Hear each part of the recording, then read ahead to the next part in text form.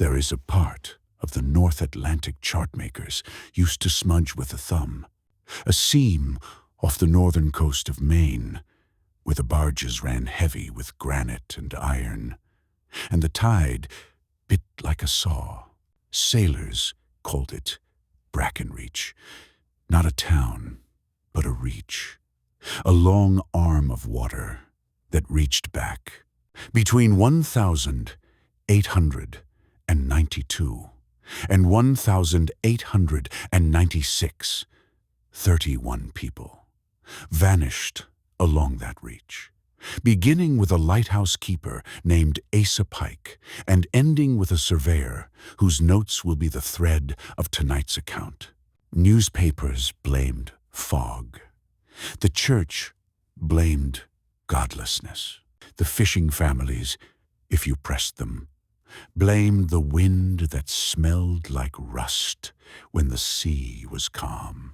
We have their letters, a half-burned ledger, a hymn book, a fractured lens from the Brackenreach light, and the last diary of Surveyor Thaddeus Bell.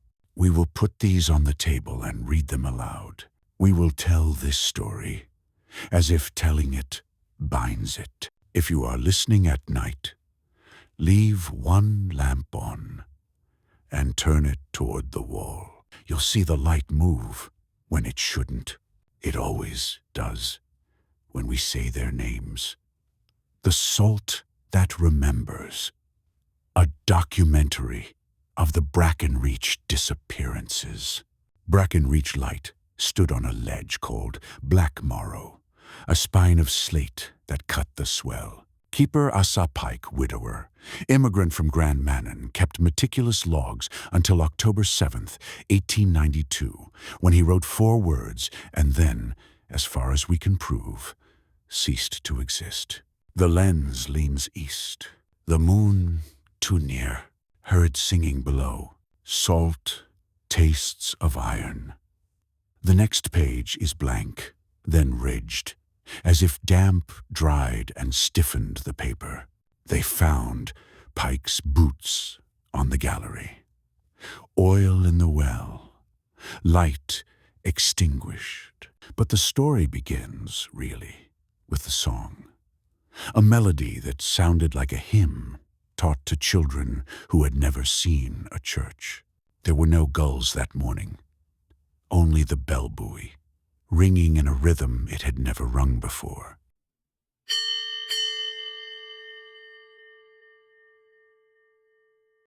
The rescue dory circled for 2 hours. The water was clear. The tide drew a shape along the ledge, like writing long strokes, hooked ends. When the men finally went home, it was because the wind turned and the smell of hot nails rose from the sea. The second disappearance was Reverend Abel Wyeth, a rational man, an Amherst scholar. He went out with the intention of putting a decorous name to a vulgar superstition. He took a hymn book, the one in front of me. It is salt-stained and poxed with black freckles that look like mildew until you breathe on them. On November 3rd, 1892, Wyeth wrote a sermon against the reach. He called it a theater of the mind, and urged his congregation to turn their eyes inland when the fog came. They listened. For 3 weeks, no boats put out. Then the lobster pots started singing. That afternoon, Wyeth walked to the shore with a brass pitch pipe. Children saw him raise it to his mouth. He blew a C. The bell buoy answered in a D. Then a note that is neither. A third that has no place on our scale. His widow said later, in a deposition, He opened his arms like he found a choir. He stepped into the foam, and the water stood up to greet him. they found the pitch pipe in March. All the reeds had dissolved. The brass was scribed with lines that spiral inward to a center that isn't a center. Every place has two maps, the one you draw and the one the place draws of you. Thaddeus Bell, U.S. Coast and Geodetic Survey, arrived in the spring thaw of 1893 to correct the cuts and soundings after two wrecks. He measured, he triangulated, he hammered his little brass discs into ledge and timber. Set first benchmark on Black Morrow, TB01. Sightline north to Sycamore Head. The headland refuses to keep still. I know I am tired. Still, I cannot shake the conviction that my lines are not lines. They wish to be roads. At night, he drew what surveyors draw clean angles. Pencil as precise as breath, but under lamplight. The lines slid, a hair, then a hair more, until the triangulation became a wheel, and the wheel began to turn on the page. Bell thought he was going mad. He asked around, quietly. A child said, "The sea is looking for where to stand." and this is where the story widens, because Bell did not leave. Behind the boarding house where Bell slept stood an old, dry well, lined with fieldstone. The original cap was gone. A scrap wood lid leaned against it like a broken jaw.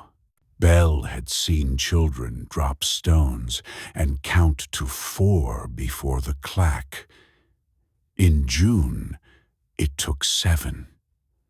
In July, nothing came back at all. They set a ladder down. A boy named Ephraim Joy went 3 rungs, said, "It smells like pennies," and scrambled out again. Bell tied a plumb bob to a rope. It went slack and floated as if the well were filled with a slower kind of water. Lowered candle, no draught. Flame does not gutter, it leans steadily east. Heard murmur, like men far off in ironworks, or like the sea inside a bell. At night, something breathed through the well, up into the yard, warm as a horse. A breath so heavy, it moved the heads of Queen Anne's lace. On the 3rd night, it recited distinctly, latitude and latitude the same coordinate, repeated with a degree the charts did not show. We have a ledger from Brocklebank and Sons. Fish dealers, purchases, fuel, rope, salt. The writing goes straight for years. Then, in September 1893, one page slants like the book is sliding off the desk. Beside, barrels of salt. The clerk writes, barrels of remembering. Under hooks, he writes, hooks that find us. The men brought in fish with iron red stains beneath the scales. Guts, hung with filaments, like writing. When you lifted a card from the bench, the flesh below it turned north for a second, no matter how you held it. It weren't right. The fish were seeing. Their eyes were set, but they were seeing. This is what Captain Silas Klein said to Sheriff Ames. By winter, 9 men had walked into the Reach and did not return. Not leaping, not fleeing, just walking, as if the water were a door they'd been expected to use. In February 1894, during a fine, dry cold, a girl named Mercy, 12 years old, spectacles wired on with twine, began counting. Not sheep, hinges. She would stop on the road and look up and say, It swings on 6, it swings on 7 when the moon is too near. When Belle asked what she meant, she tapped the sky with a mitten. It opens, very slow. We're on the wrong side. Mercy was found in March, standing knee-deep on the flats, eyes closed, smiling. She said she had counted to the middle. She said the middle was listening. She lived. She left. She never spoke after that winter. The church rang bells and read Psalm 107 about sailors that go down to the sea in ships. The sea replied by laying a perfect circle of foam around Black Morrow that did not break for 9 minutes. A priest from Bangor brought holy water in a keg. When tossed it thickened to jelly and lay quivering on the ledge. We advise the people of Brackenreach to refrain from attributing any agency to the enemy in these occurrences. Pray, keep indoors in fog. Do not answer if you hear your name called from the Reach. They did not answer. The Reach answered itself. The bell buoy, the fog horns on still days, the ticking of barnacles like teeth finding teeth. The line of disappearances drew a path on Bell's map of the bay that even he could not ignore. It made a wheel with 12 spokes, each spoke pointing to a ledge, a well, a grave, a drowned cellar, a cairn of whale bones, and the light. In late summer 1895, a storm came that did not travel with the weather. The rain tasted of iron filings. The waves pushed against the wind. At Brackenreach Light, the Fresnel lens, 7 feet of nested glass, leaned east and held. As the storm settled, the lens cracked in a curve like a cuneiform. Bell pried out a shard. When you look through it now, do not. But if you do, the water beyond has stairs in it. Stairs that climb downward. Steps broad as lanes. Between them, rooms where darker water waits. Bell wrote in an incensed letter to his sister. I measure for a living, so I measure this. The steps descend at a constant riser and tread. They are not ours. They are for something with more joints than a man. Bell packed a satchel with rope, the wrong third pitch of the bell in his head, like a migraine. He stopped at the boarding house desk. He left his journal in a wooden pigeonhole with a tag. If not returned by Michaelmas. We pieced together Bell's last hours from 3 sources. The satchel, the lens, shard, and a page that stuck to the back cover. Ink eaten thin by salt. The water stands like panes, with the rain walking down between them. A choir below the tide mark sings in a scale with 3 extra notes, which feel correct in the ear and wrong in the bone. Descend 1 span. The steps shiver under my boot, like a dog asleep. Light moves there without sun to feed it. A lantern behind my eyes. I am seen. I am measured back. The page ends with a drawing.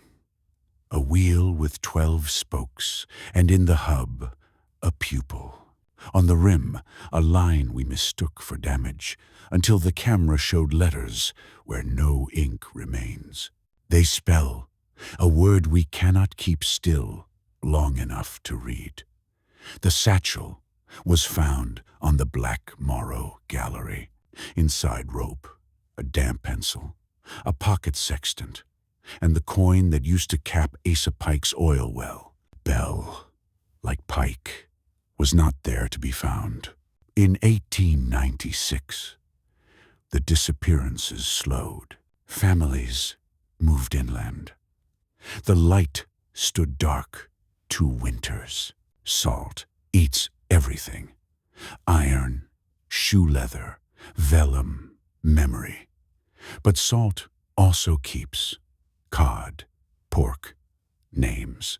If you walk the reach at dead low, you can read the names salted into stone, not carved, laid. They bloom when a fog-like breath comes out of the wells.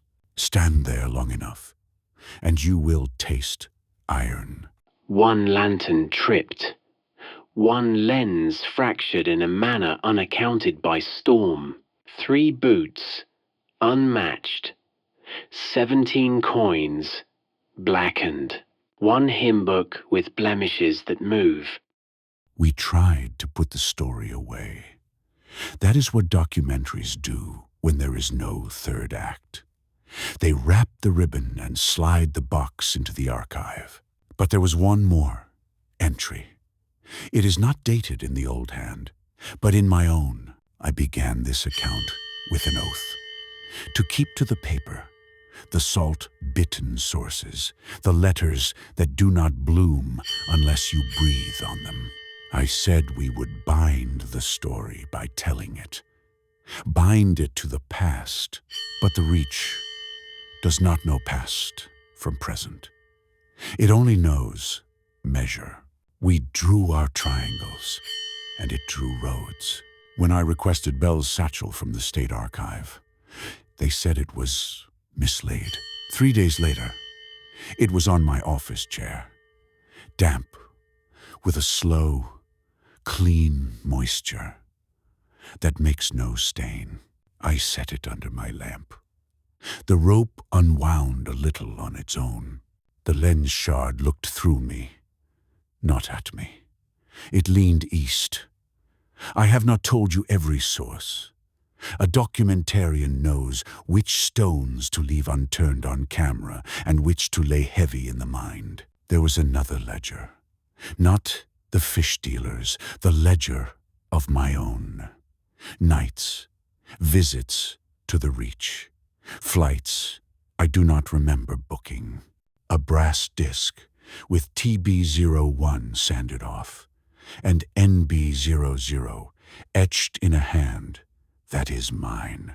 At first I thought I was assembling a program to protect us, to name the shape so it could not stand. But a shape loves to be named. A door loves to be numbered. A wheel loves a spoke. Lowered my voice into the well. It came back lower, counted the hinges of the sky. 6, then 7. Walked the staircase inside the water, and did not drown. The middle was listening. I thought I was measuring a coast. It was measuring me back. And every time I I told the story on a stage, into a microphone, to you. Now it pushed a spoke through the old wheel into a new place. What do you think you are doing, listening with your lamp turned toward the wall? Do you think you are safe because you are inland, because you are modern, because you can pause the recording? You have already set a benchmark. Ear to speaker, breath to glass. You are part of the triangulation. You are TB02 or TB03, depending where your chair is, how your house faces, which way you leaned when I said east. When I finish, you will hear 3 knocks. Do not answer your name if it comes from the reach inside your house. The black mirror of your television when it is off. The dry well of your hallway at 313 amperes. M. The lens of your phone leaning ever so slightly toward east. We close documentaries with gratitude, acknowledgments, thanks to archives and institutions. I will thank them. Then I will go down to where the river opens like a mouth and the lamps lay roads on the water. I will put the satchel on and take the descent you have already measured for me by listening this far. You have bound the story to yourself. You have given it the only map it needed, a living one.